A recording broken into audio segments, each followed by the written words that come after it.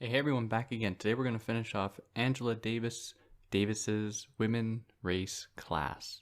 And here we're going to start from chapter 10 titled Communist Women all the way to the end. I think that you know who I am if you're watching this. If you happen to just tune into this, go and check out parts 1 and 2 first. You can go and see my more than 300 episodes I already have up. Find me on a podcast platform or on YouTube. Help me out by just liking, sharing, subscribing. You can help me out monetarily via Patreon or PayPal, but no pressure to do that. Links for all such things in the description. And yeah, let's just jump right into chapter 10 here. So here she's going to really focus on the place of socialist movements within the United States in the 19th and 20th centuries. So the first Marxist organization was established in 1852 in the United States. And as far as we know, there weren't any women involved. Maybe that's our knowledge of it has changed now, but at the time when Davis was writing this, no record of any women being present. Maybe there were women, just there was no real record of them, which is a sign itself that the space was hostile to women. But it would only be around 1900 that women would enter these types of spaces, socialist organizations, and this came about largely through their own efforts.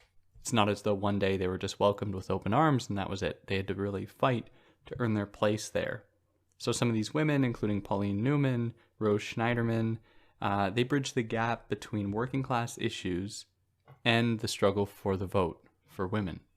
But at the time, it was primarily white women who would have been included, and they did not necessarily represent the interests of black workers, black women workers, and even black men workers, and the specific experiences that they had within the capitalist system, within industries. Because like we already established, they were in an extra precarious position following slavery in that they didn't have resources that were available to white people. And for that reason, they were much more easily exploitable. They were willing to work for a lot less because they had a lot less. And so the capitalist class was very willing to just bring these people on. Now, these specific concerns would only really start to be addressed when black socialists took up these issues.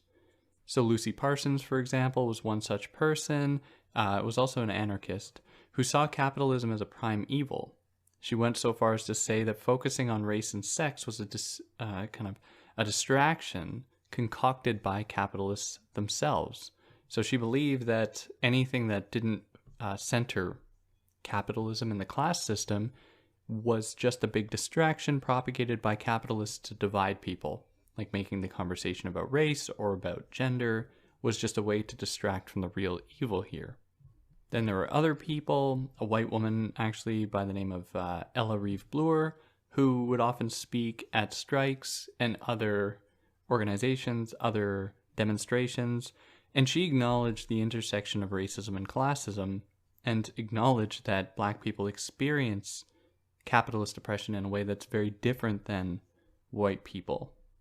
Now, additionally, it was Anita Whitney, who, unlike her white comrades, actually cared about racism as well, was concerned with the repeated violences inflicted against black people that she wanted to oppose, to suggest that, well, part of her project was to suggest that these things, racism and classism, are not totally separate. They both have to be challenged and not reduced to just consideration of class.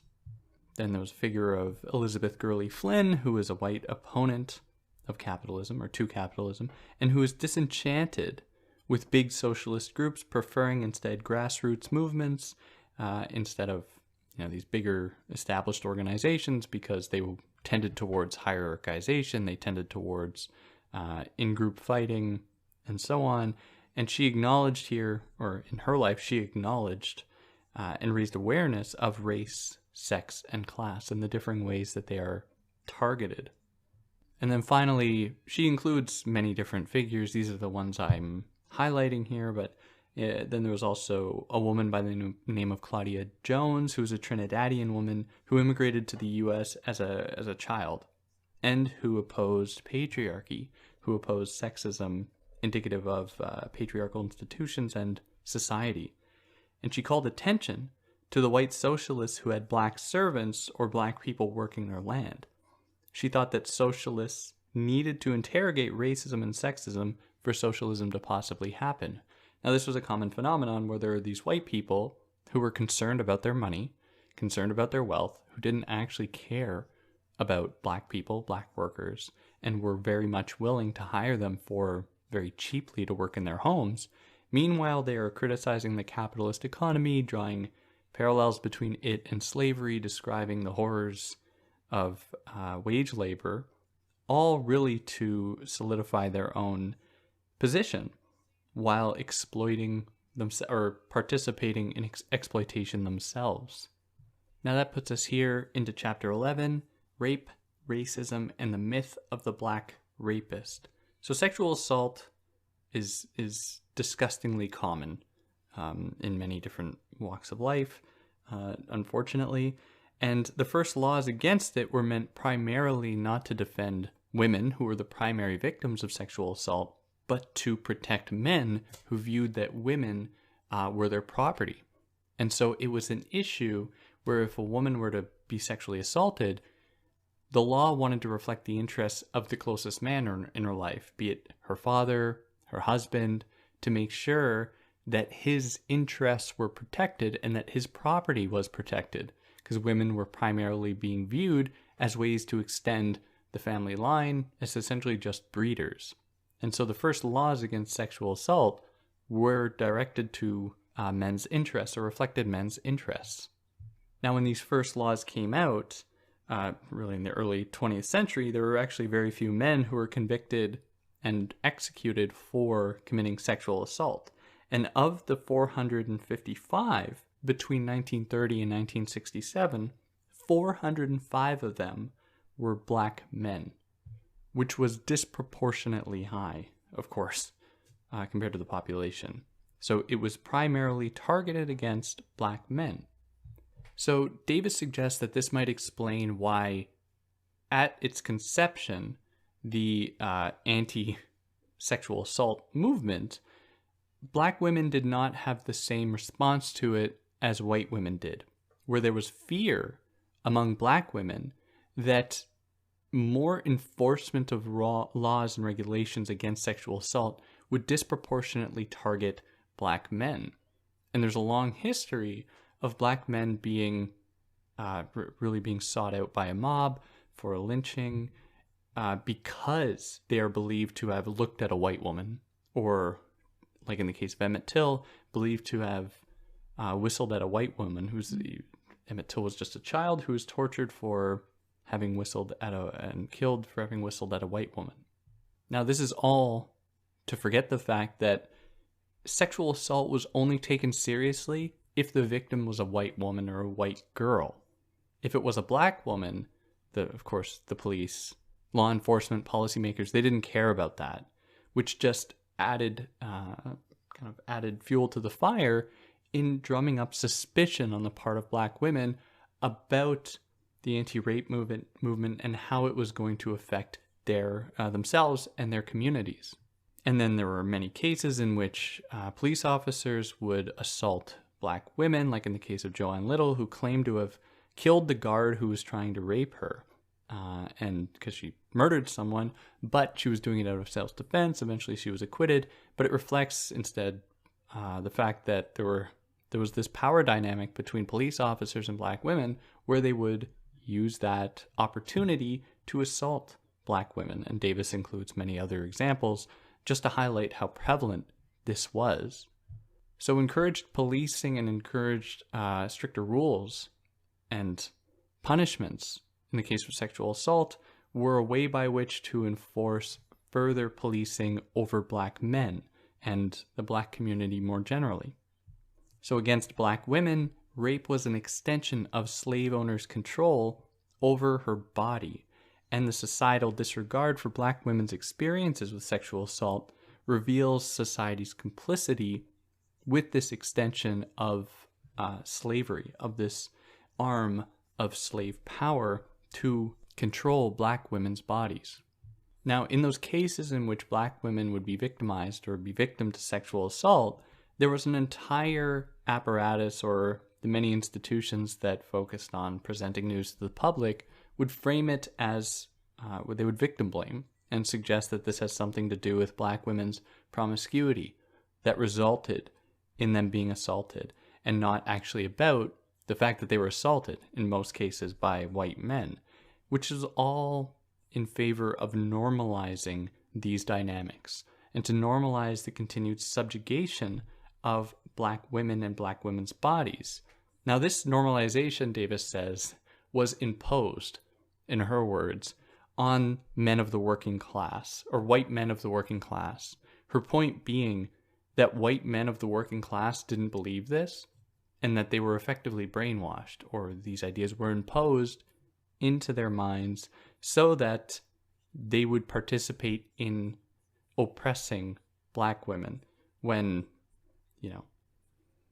could just be that racism was very much prevalent among working class white men.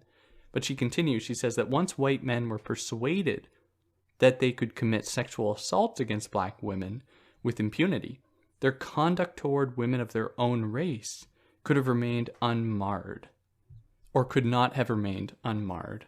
So how the narrative goes for Davis is that white working class men, were doing no evil, and then they were brainwashed, or the idea that black women were subordinate to them, this idea was imposed upon them, and then they used that and extended it to include the oppression of white women as well, it is a way to absolve white men of responsibility, I think, in this case, and to describe them as victims in a situation in which they are the overwhelming perpetrators of sexual assault.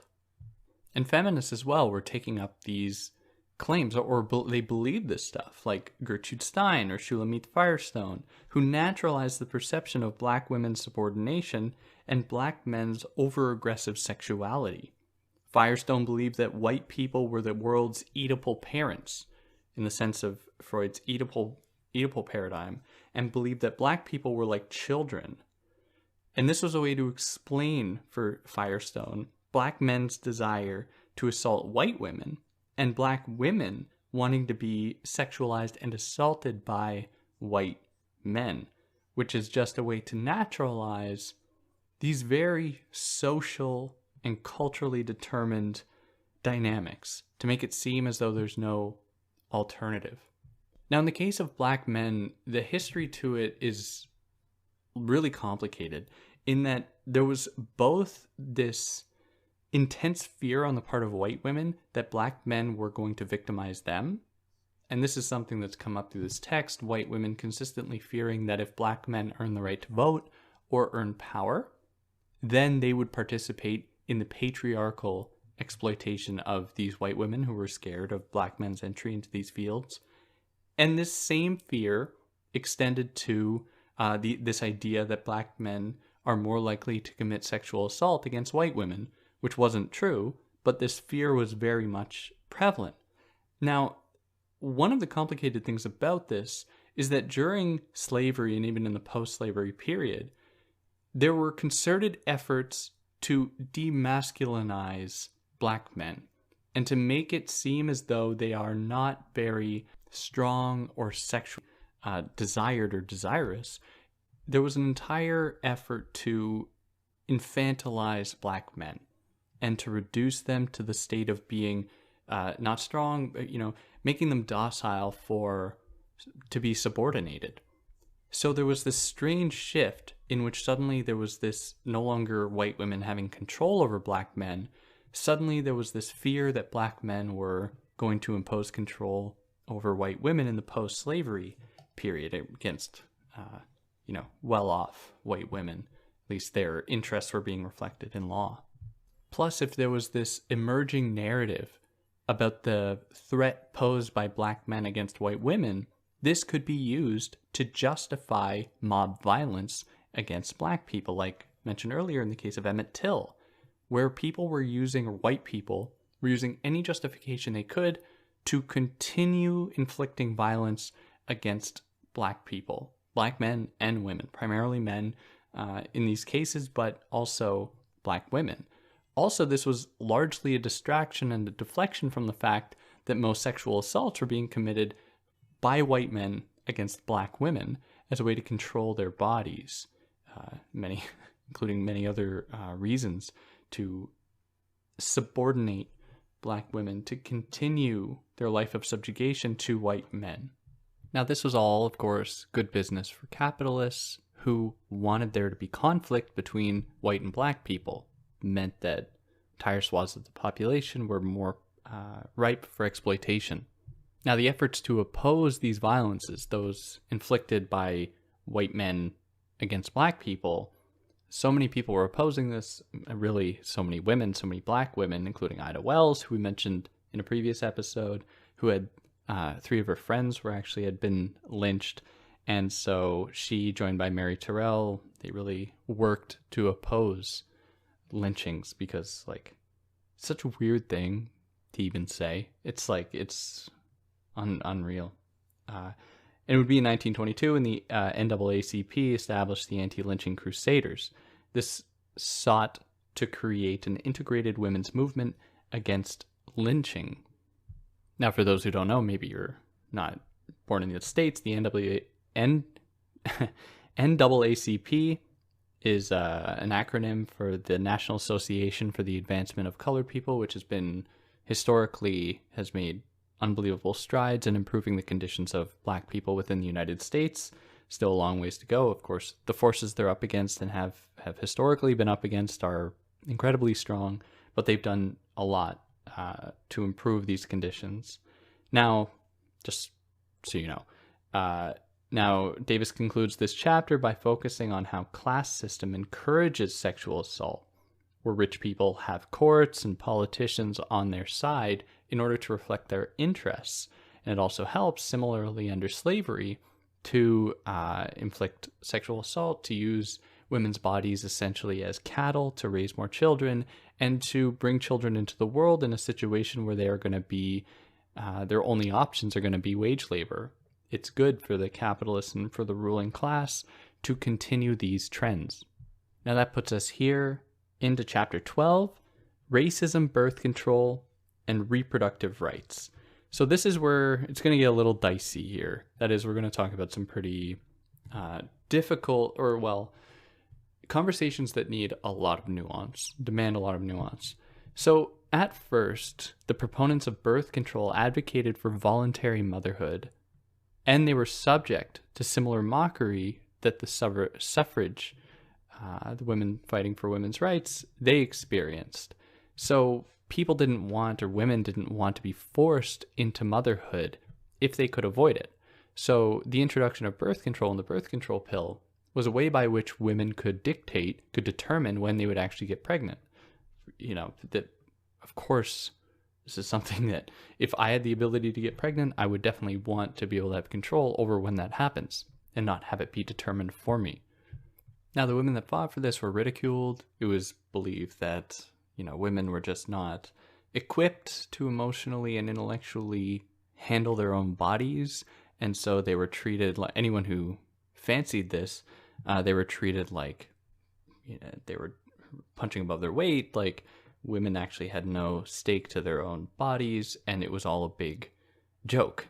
Not to mention the fact that actual violence ensued, and there was a lot of revolt against these ideas because it would simply signal then that men wouldn't have the same control over women's bodies. They wouldn't be able to just force women to be pregnant whenever they wanted by imposing their power over women. Now, the same thing would occur in the case of the pro-choice movement that would come about really more significantly in the mid-20th century, where that was treated like women having actually no right to their own bodies, not being able to choose what happens, and it was believed that that right would encroach upon the right of a fetus. Now, in the case of birth control and the pro-choice movement, Davis is clear that these are necessary for women's emancipation, but she goes through the trouble of identifying the extent to which that it primarily reflected white women's experiences and white women's efforts to attain emancipation from their own sexist subordination. And she says, kind of regrettably, abortions, when necessary, are a fundamental prerequisite for the emancipation of women. And I'm just flagging this because this rhetoric around necessity is a little bit troublesome in that we must then ask, like, okay, well, what is necessary? Who gets to determine when it is necessary? Because it should just fundamentally be the person whose body it is. And then it, we don't really have to talk about it. But in any case, she really signals the importance of access to safe and easily accessible abortions and also birth control to allow women to be free and to do things that they want and not be totally beholden to their bodies if men want them to be. So it's important to acknowledge, though, that historically the birth control movement was extremely racist and sexist. And this is the same case with the abortion movement, where these efforts ignored, that is, the birth control movement and the pro-choice movement, they ignored the legacies of sterilization and forced abortions for women of color in the United States, including Indigenous women, Black women, Hispanic women, or Latino women, who were not allowed to propagate. And so these tools that were starting to be normalized in their use among white women had historically been used against Black women. Now, in the case of abortion, it is both wrong to deny someone access to choose what happens to their own bodies, but it is also wrong to impose that on them. Imposed abortions are really as horrendous as denying women the opportunity to have them. And the same with sterilization, where birth control being used voluntarily is very different than it being imposed upon people.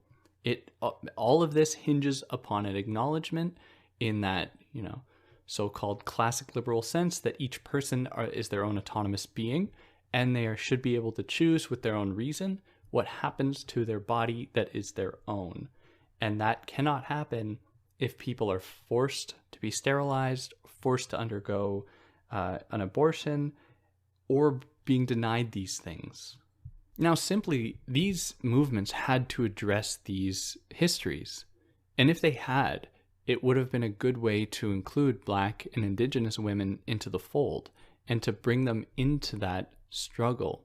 But because these movements largely ignored these histories, it created or fostered a sense of suspicion on the part of women of color that these movements were not actually going to reflect their interests and would actually continue these legacies of the oppression of women of color. Like, it would they would still be used against women of color.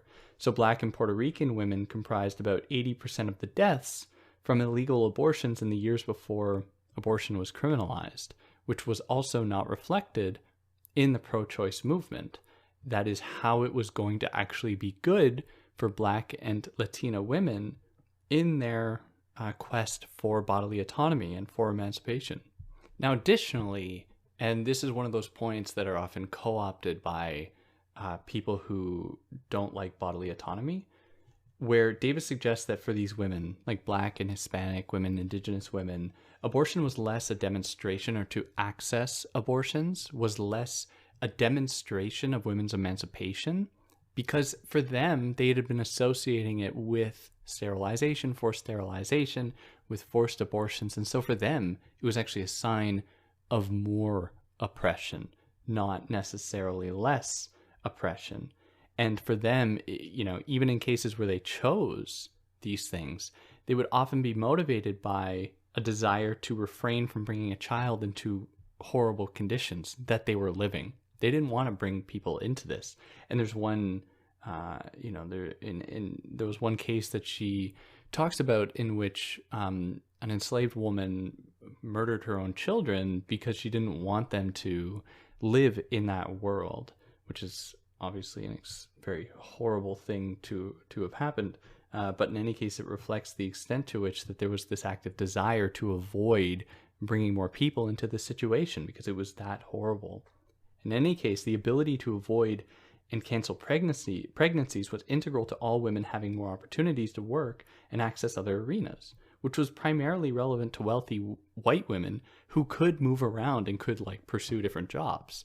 If you were a Black woman, Indigenous woman, you didn't have such opportunities, and so suddenly, having bodily autonomy wasn't necessarily going to mean you were going to be liberated in all of these other ways. which of course, like I said, all these arguments have been co-opted by people who hate freedom. And so they try to use this to justify saying that abortion is racist. So they adopt the rhetoric of racism or being anti-racist to pursue their own ends, to take away people's rights to their own bodies, which is always scary. But we can both be critical of this history, critical of the movement even, while also acknowledging its underlying benefits and why it has to always be fought for and really maintained.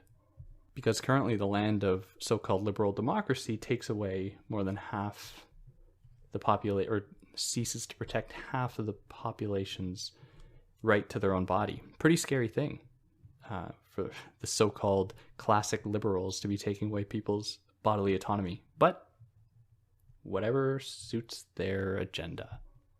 Now, there are many other issues here, or many other concerns would arise. So when women, mostly white women, gained access to birth control, it was becoming more common, also access to abortion, a new fear emerged that if white women were having fewer kids, that would mean that black women, Hispanic women, indigenous women would be having more kids. And so there was a sudden fear that white women would be replaced, or white people would be replaced because they wouldn't be the majority anymore, which is a fear that is obviously unfounded, but it also reflects a fundamental misunderstanding of what it means to be the majority population in a given country, where it has nothing to do with numbers. It is the localization, it is the concentration of wealth and political power that are going to determine who has power. But this fear nevertheless reflected just how deeply entrenched racism was in this setting.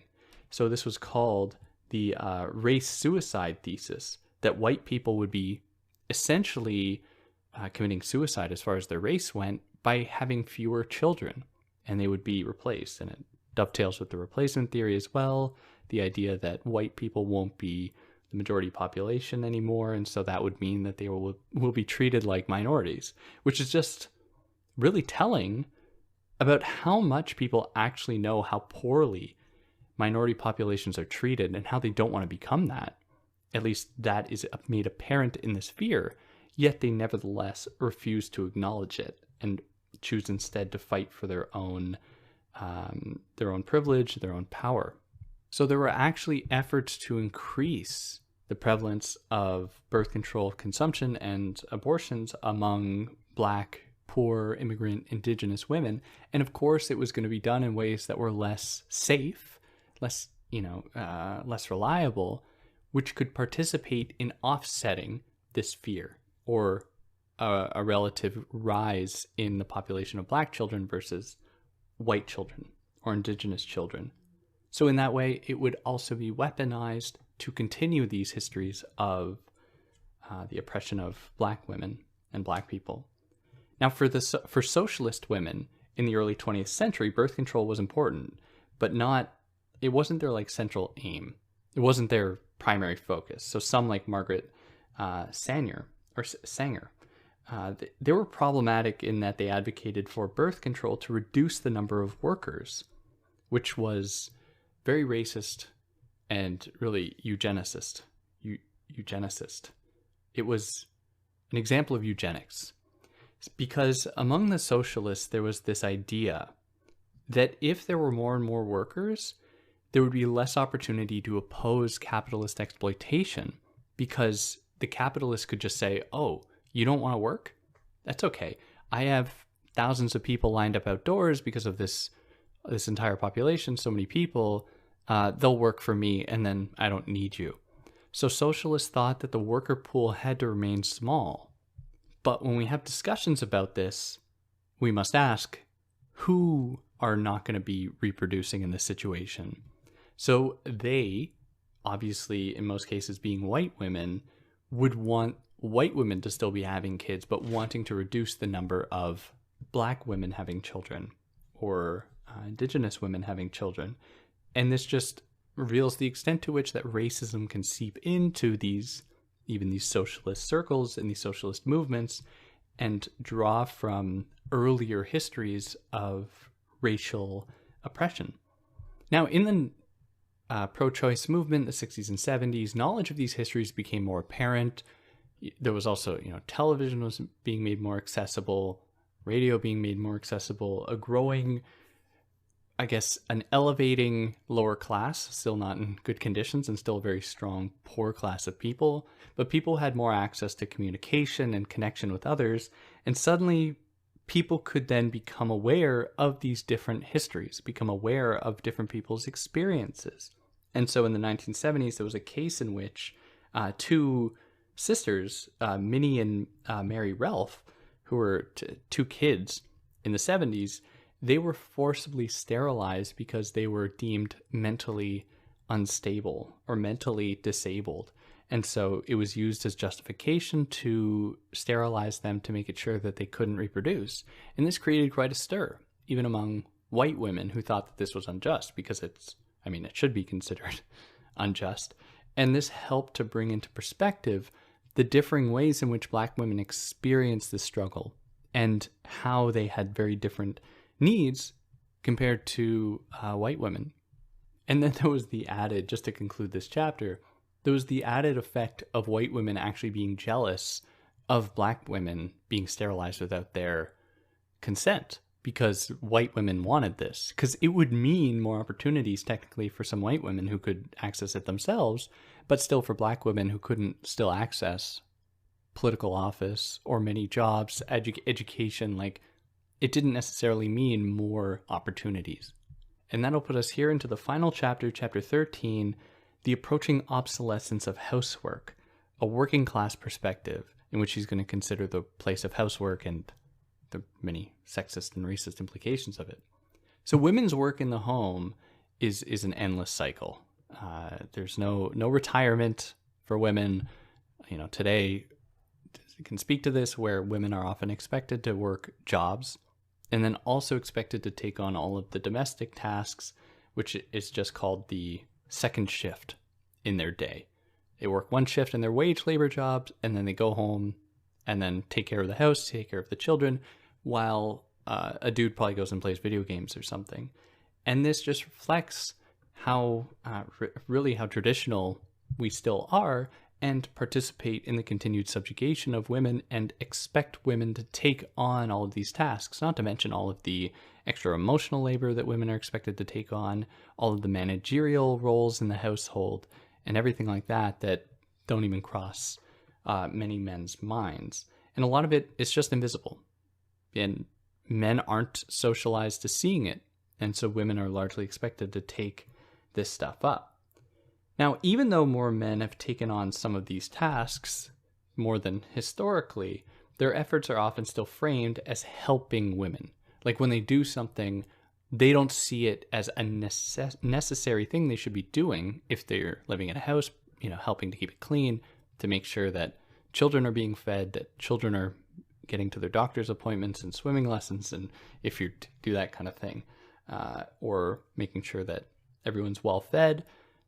They treat it as instead they are an employee and their partner, a woman, is a manager they're just helping their manager out, which is very problematic, and it really helps to skew the issue and make it seem as though that women are overbearing, women are asking too much of men, and really women just need to dial it back. Now, that's my interpretation of how things are.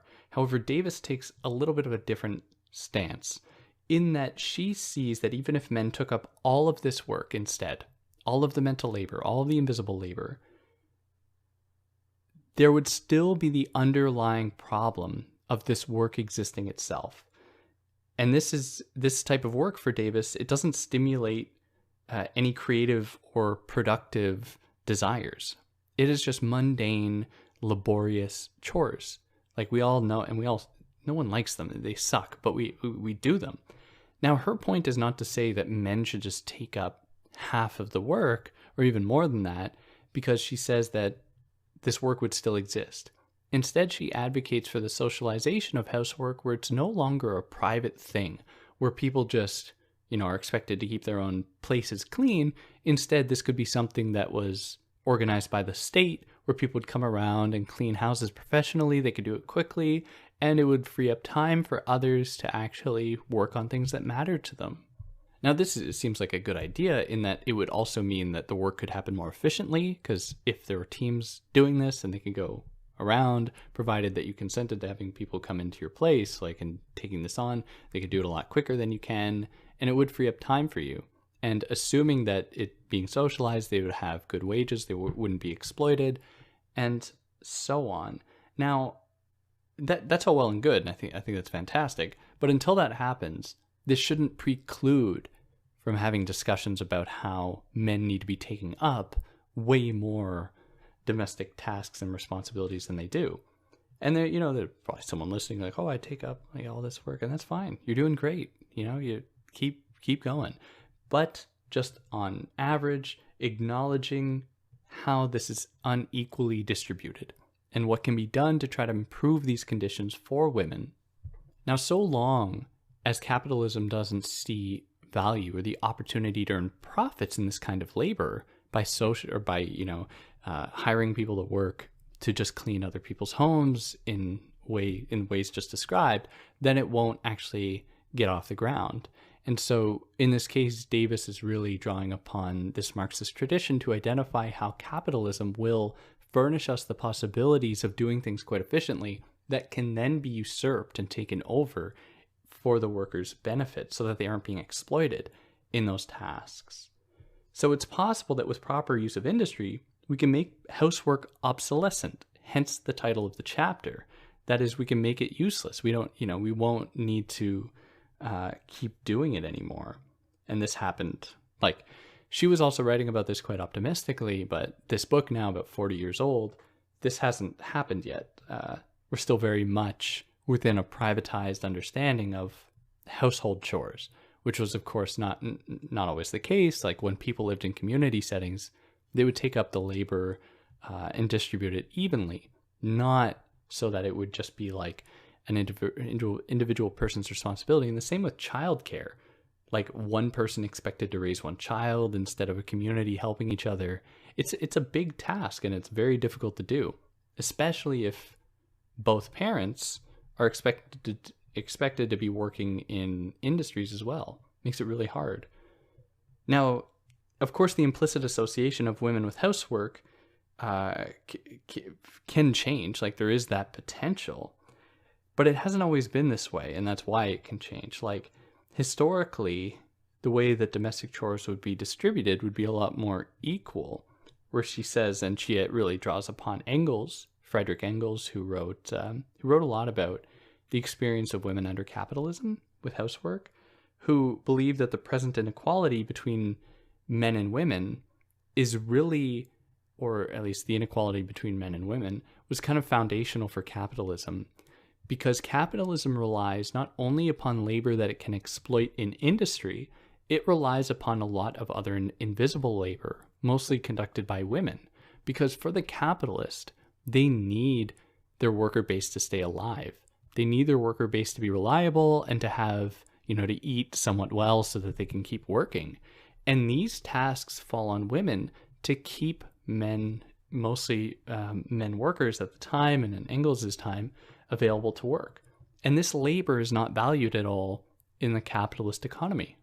And historically, women were much more capable in terms of doing tasks that would be participating in a community and doing things that would be productively efficient and developmental for the community.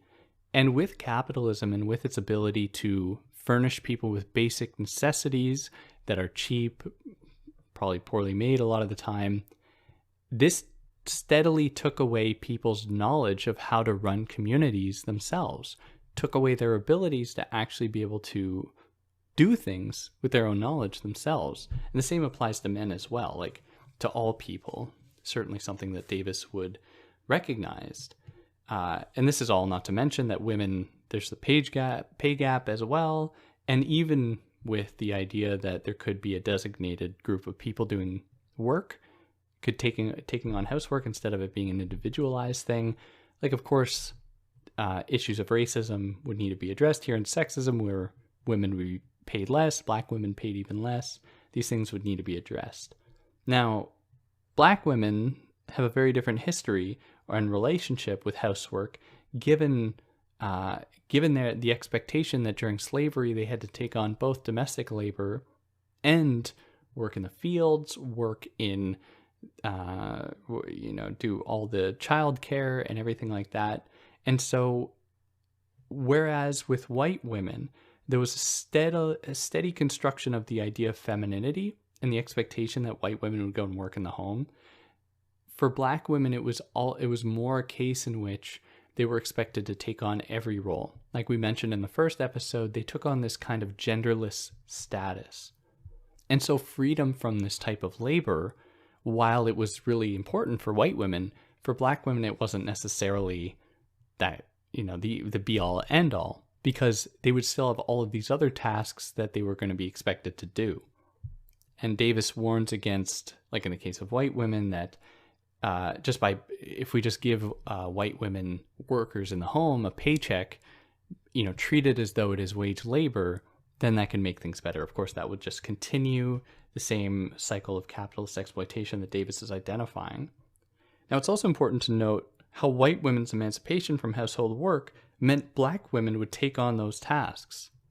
And this happened a lot, where white women were trying to pursue jobs in industries or political office, and they would hire Black women, Hispanic women, to work for them for cheap, or other immigrant women to work for them for cheap, because they knew they could exploit these women. And so this reveals as well how this fight to emancipate themselves from housework, from the home, actually helped to perpetuate racism. So instead of advocating for a women's domestic labor strike, Davis suggests the fight for jobs so they can then unite with other working women. Whereas housewives are too atomized. Like, she suggests that women need to enter industry. Black and white women, indigenous women need to enter industry so that they can then come together to oppose their exploitation. Whereas if they just stay in the home, they're going to be too individualized, too atomized, too separated to form any kind of union or strike against that system. So we must socialize housework along with all other industries. That's the final prescription she gives us. And yeah, that's about it. If you like what I did, you can tell me about it on a podcast platform that allows you to leave reviews, or on a YouTube video. You can like, share, subscribe if you like what I did. If there's anything I got wrong, I'd love to hear about it. Anything I excluded, I'd love to hear about it. And yeah, tell me what you think, like the status of Davis's work. Like, has her thought changed? Of course, it's still extremely relevant. Like, she has really no parallel in this field, but doesn't mean there aren't still some issues that we can raise and talk about. But yeah, I'd love to hear what anyone might have to say. And on that note, take care.